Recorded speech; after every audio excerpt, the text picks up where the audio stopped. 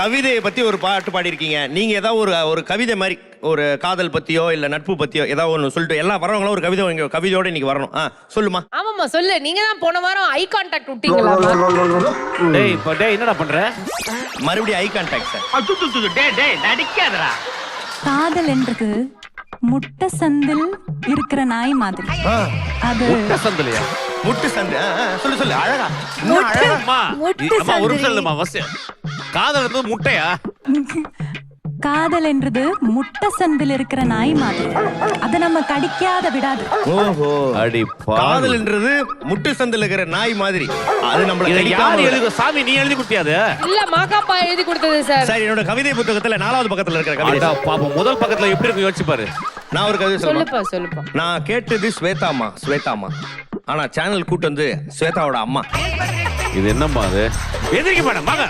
அருவாள் எடுப்பா. இது 2வது வாட்டி நீ சொல்லிட்டு இருக்கே. இந்தாங்க.